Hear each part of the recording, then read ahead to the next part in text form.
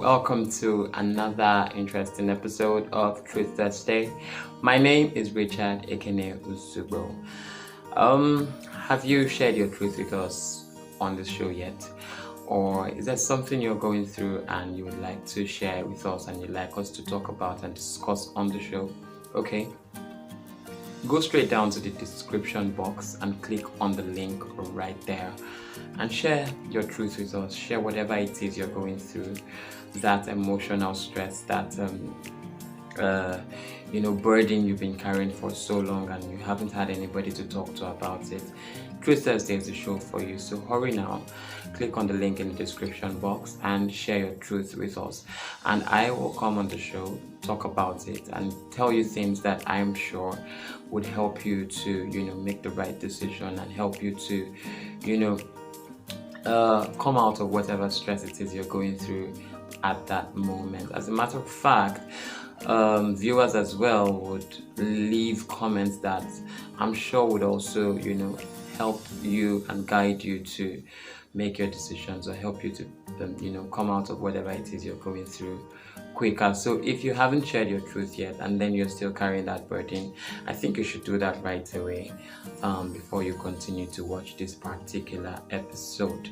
With that said, I'm going to take this quick break and I'll be right back for this week's episode of the show. Stay tuned.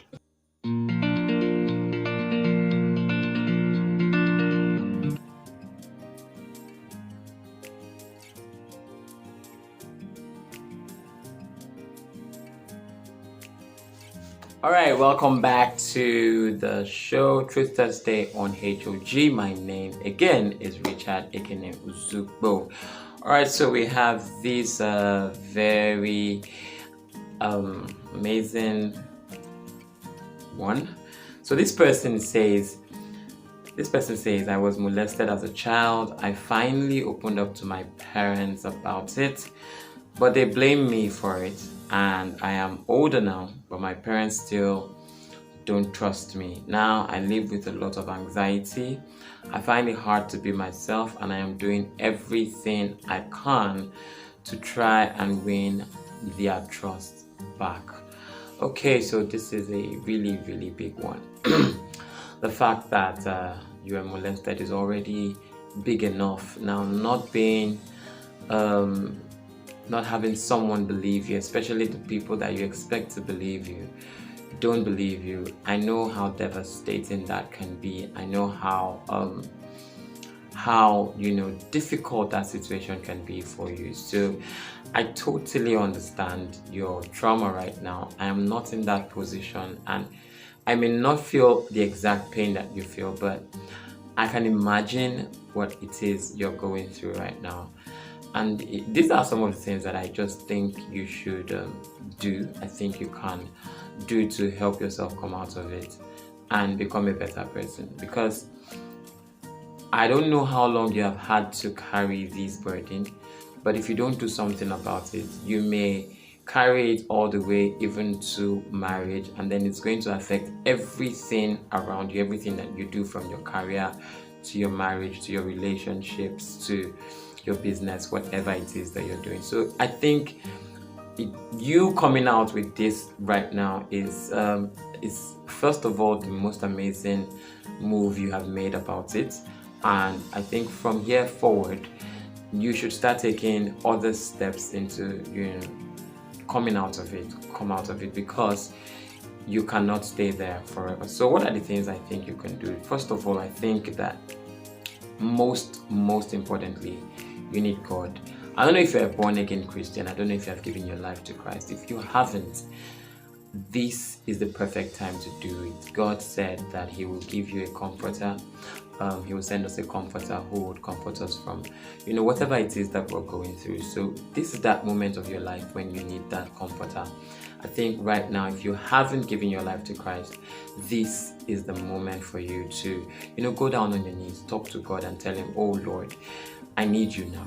And trust me, I know that God will handle whatever it is that you're going through. The first thing God is going to do is He's going to give you peace. So having God in your life, first of all, brings this calmness, it brings this peace into your life, okay? And then he now starts to guide you through whatever else you need to do, to become even more better than you are at the moment. So the first thing I think you need to do is you need God right now. You need to look for God and hold on to God. And if you're already born again, then you need to start praying to Him a whole lot. And it takes me to the next point, which I think is another thing you need to start doing.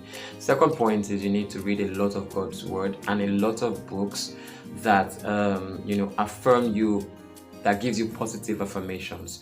Okay, so you need to start telling yourself and giving yourself a lot of positive affirmations, saying to yourself every time that I am blessed, I am good, I am whole, I am amazing, I am beautiful, I am not sick, I'm not depressed. You need to start saying a lot of positive affirmative words to yourself. And to help you do that, I think what you can do is you can find a wall around your house. You can find a wall around your house or your room, and then write out these affirmative words on cards or in a cardboard or something, and paste it around your room, so that every time you wake up, every time you enter into your room, you have those words, ringing back to you. So you can just say them everywhere you go. Say them to yourself every time.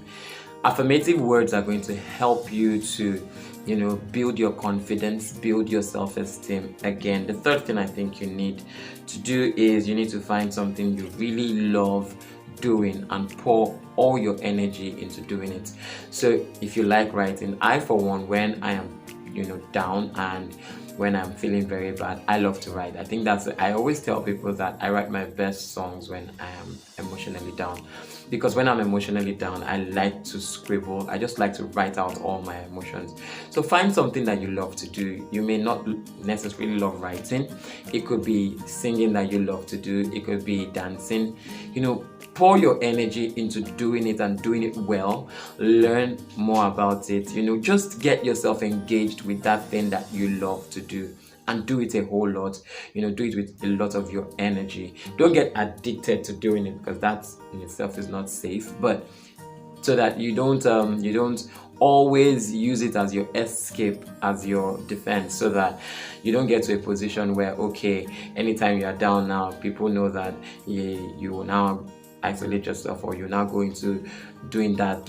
No, don't get addicted. If you understand what I am saying, don't get addicted to using it as your escape route. But for now, just to help you come out and bring you into a happy place, I think you need to start doing whatever it is that you really love doing a lot, and do it a lot more.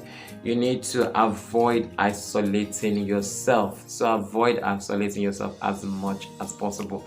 I know that when we are depressed, when we are down, when we have issues like these that are bothering us, one of the major things that we do is isolate ourselves. We go into our shell.